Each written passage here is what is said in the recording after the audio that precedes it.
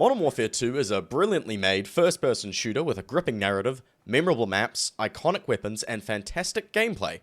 This, however...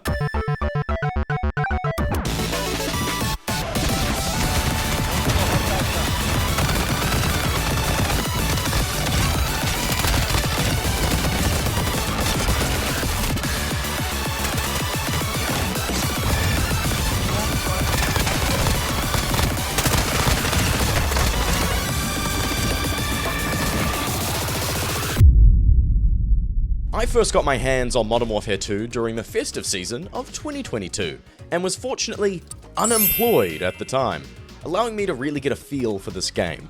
From the word go, this game was engaging and punchy. The campaign was like a perfectly balanced breakfast. It had stellar performances by the cast, more of a focus on tight combat sequences and interesting locations. Not to mention my favorite narrative trope, two stories happening at the same time, then interlinking near the end for a grand finale. But that's not to say that the multiplayer was lacking.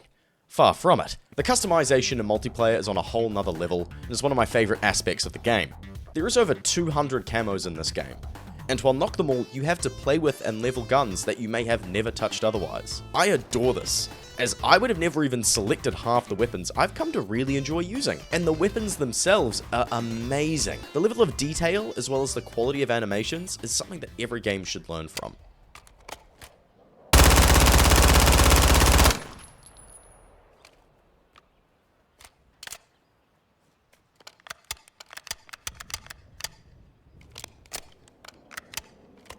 When 2023 rolled around, all I was doing was cranking multiplayer. I became obsessed with grinding for gold shotguns, and by this point in time, I'd gotten a real sense for how the game handled. The audio design of this game as well is downright fantastic. I've spent so much time just idling and inspecting my weapons, hearing the little rattles and thuds as they move on screen. There's a human weight to how the world is perceived in Modern Warfare 2, and this weight also translates well to gameplay, especially with the movement. I've never been more conscious of how I positioned myself before, during, and after exchanges with enemies than in this game. Throughout my time in multiplayer, I felt as if I experimented with ballsy flanks and got creative with how I interacted with the map's geometry. And it was through this experimentation that I learned what maps I liked and which ones I didn't. But even though border crossing quickly became the bane of my existence, I found myself really coming to appreciate this game as a great way to kick back after a long day of work. And even though it could stress the hell out of me, my mouse always gravitated towards it in my library. Playing this game with friends is one of the most ideal ways you can experience Modern Warfare 2. Having buddies to mess around with and just work towards a common goal of victory is such a cornerstone of any multiplayer game, and Modern Warfare 2 is no exception. The game is completely different with friends, purely just because the dumb stuff scale tips over to critical levels the moment I hear that someone has joined the Discord call. Was that clear? What? Why do I get confused? Well, it did. Don't worry, Trent, I'll find the pilot for you. Right, he's in there. There's one in here! Stop murdering Matthew! Thank you. Yeah. Nice. Yeah? Shit. In truth, I don't think I'd have nearly as many hours if it wasn't for my friends suffering alongside me and hard focusing a VTOL the moment it spawns, because on this YouTube channel, we hate the VTOL. Ever since I started making videos in early 2023, this game has been my go-to pick.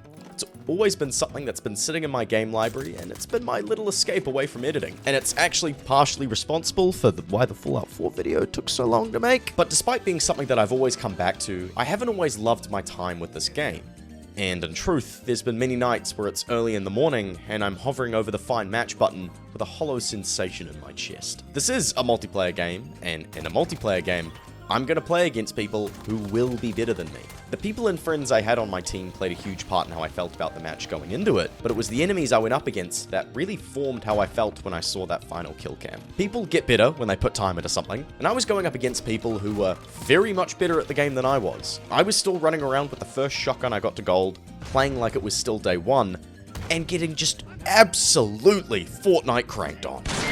It wasn't until 2 months ago where I had a rather large and shockingly late revelation. I shouldn't be having to play this game to level up guns or to grind for a camo. I should be playing it for me. If I have fun using an AK, I'm gonna use an AK. If I want to ball out with the shortest shotgun build I can and rush straight into the enemy, I'm gonna do it. And guess what?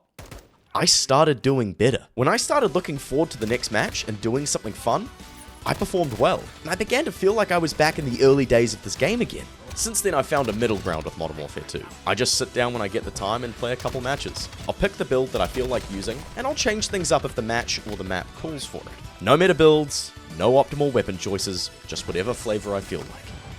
And I love it. And that brings me to now, the present. I've really come to love this game, and appreciate the technical monstrosity that it is. It has really aged and matured over this past year, and I feel fortunate to have been a part of that experience. I think it'll be a while before I put this game down for good, and until then, I'm gonna keep using shotguns as snipers, and hard passing on border crossing. But seriously, man, who thinks the VTOL is cool? Come on!